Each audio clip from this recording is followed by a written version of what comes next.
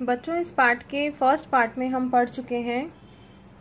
हमने पढ़ लिया था कि किस तरह अंधी बुढ़िया अपने बीमार बच्चे को सेठ जी की कोठी पर लेकर जाती है और उन्हीं के द्वार पर धरना देकर बैठ जाती है। नौकर के भगाने पर भी वह टस से मस नहीं होती।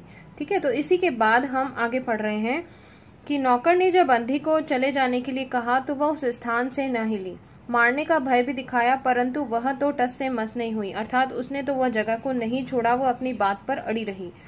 उसने फिर अंदर आकर कहा कि वह तो नहीं टलती, अर्थात वह तो जाने का नाम ही नहीं लेती। सेठ जी स्वयं पधारे, देखते ही पहचान गए। बच्चे को देखकर उन्हें बहुत आश्चर्य हुआ कि उसकी शक्ल सूरत मोहन से मिलती जुलती है। 7 वर्ष हुए जब मोहन किसी मेले में खो गया था। उसकी खोज की, परंतु उसे कहीं कोई पता न चला। उन्हें स्मरण हो आया कि मोहन की जांघ पर लाल रंग का चिन्ह था, यानी उन्हें याद आ गया था।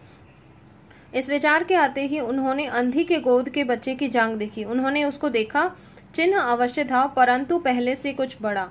वो जो निशान था वो था जरूर, लेकिन अब वो पहले से कुछ बड़ा हो चुका था और उन्हें विश्वास हो गया यह देखकर कि यह बच्चा उन्हीं का मोहन है।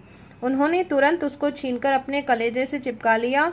शरीर ज्वर से तप रहा था, यानी उसका शरीर जो था वो बुखार से तप रहा था। सेठ जी ने नौकर को डॉक्टर को लाने के लिए भेजा और स्वयं मकान में चल दिए।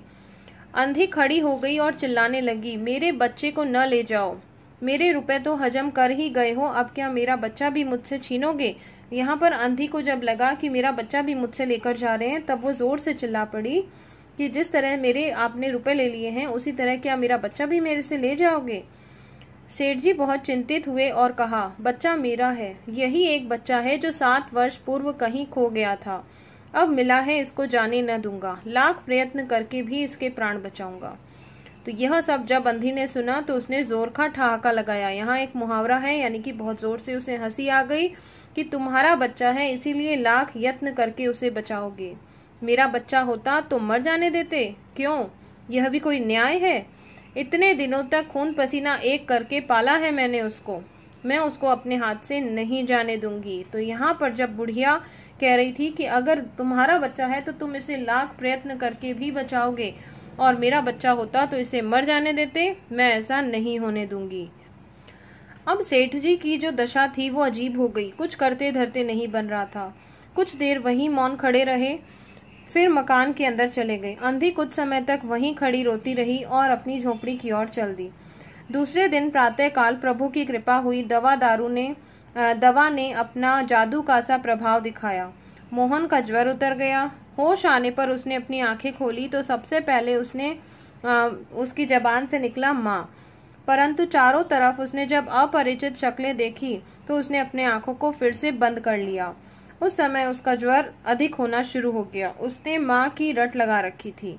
सभी डॉक्टरों ने जवाब दे दिया था। अंधी के और सेठ जी के हाथ पांव फूल चुके थे, यानी वो परेशान हो चुके थे। उनके चारों ओर अंधेरा दिखाई पड़ रहा था।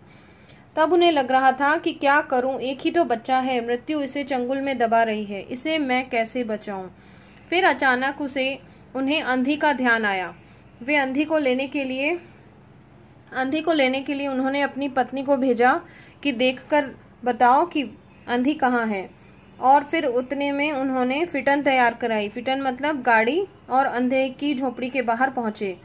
बुढ़िया बाहर ही बैठी थी और उसके आंखों से अश्रु की धारा बह रही थी। लेकिन जब सेठ जी ने उसे हिलाया और कहा कि चलो बुढ़िया, आप तुम्हारा बच्चा मर रहा है, डॉक्टर निराश हो गए हैं, वो रह रहकर तुम्हें ही बुला रहा है, वो तुम्हें ही पुकार रहा है रह रहकर, तब भी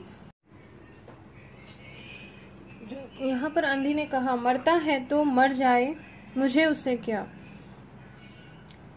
ठीक है, तो उसने कहा कि मैं भी मर रही हूँ, हम दोनों स्वर्ग में फिर से माँ बेटी की तरह मिल जाएंगे। इस लोक में तो सुख नहीं है, वहाँ मेरा बच्चा सुख में रहेगा और मैं वहीं उसकी सुचारू रूप से सेवा शुश्रूषा करूंगी, अर्थात उसकी देखभाल कर सकूंगी। इसलिए चाहे वो मर जाए, क्योंकि यहाँ पर तो तुमने हमें चैन से नहीं रहने दिया। सेठ जी रो दिए। आज तक उन्होंने किसी के सामने सिर न झुकाया था, किंतु इस समय वे अंधी के पैरों में आकर गिर पड़े और रो रोकर कहा, ममता की लाज रख लो, आखिर तुम भी उसकी माँ हो, चलो तुम्हारे चलने से वह बच जाएगा। ममता शब्द ने अंधी को विकल कर दिया। उसने तुरंत कहा, अच्छा चलो। सेठ जी सहारा देकर उसे बाहर लेकर आए और उसे फिटन पर बिठा लिया। बच्चों यहाँ जो फिटन शब्द का अर्थ है वो है गाड़ी। फिटन घर की ओर दौड़ने लगी। उस समय सेठ और अंधी भिखारिन दोनों की एक ही दशा थी। दोनों की यही इच्छा थी कि शीघ्र से शीघ्र अपने बच्चे के पास पहुंच जाएं। कोठी आ गई। सेठ जी ने सहारा देकर अंधी को उतारा और अंदर ले गए। ले जाकर चारपाई के समीप उसको खड़ा कर दिया। उसने टटोलकर मोहन के सिर पर हाथ फेरा। मोहन पहचान गया कि यह तो माँ का हाथ है। उसने तुरंत ही नेत्र खोल दिए और अपने समीप खड़े हुए देखकर कहा, माँ तुम आ गई? अंधी ने स्नेह भरे स्वर में उत्तर दिया, हाँ बेटा, तुम्हें छोड़कर कहाँ जा सकती हूँ। अंधी भिखारिन बुढ़िया मोहन के सिरहाने बैठ गई, यानी सिर के पास बैठ गई और उसने उसका सिर अपनी गोद में रख लिया। मोहन को बहुत सुख का अनुभव हुआ और वह उसी की गोद में सो गया। दूसरे दिन मोहन की दशा अच्छी होने लगी। 10-15 दिनों में वह बिल्कुल स्वस्थ भी हो गया। जो काम हकीम के जोशांदो, वैद्यों की पुड़िया, डॉक्टर के मिक्सचर न कर सकते थे, वह अंधी की स्नेहमयी सेवा ने पूरा कर दिया।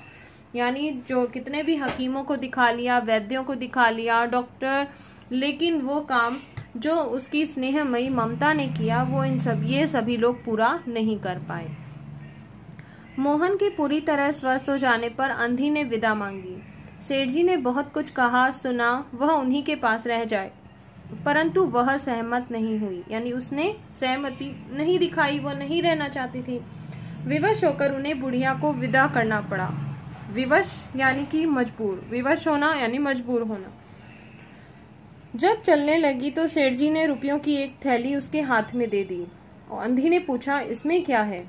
सेठ जी ने कहा, इसमें तुम्हारी धरोहर है, तुम्हारे रुपए और मेरा वह अपराध। अब यहाँ पर ये जो लाइन आई है इसमें ध्यान देना, इसमें प्रश्न बन सकते हैं कि इसमें जो जब सेठ जी ने उसे बुढ़िया को रुपयों की थैली दी थी तब उसने क्या कहा था, इसमें तुम्हारी धरोहर है, तुम्हारे रुपए और मेरा वह, तो यहाँ फिलअप में पूछा जा सकता है मेरा वह अपराध। कौन सा अपराध किया था?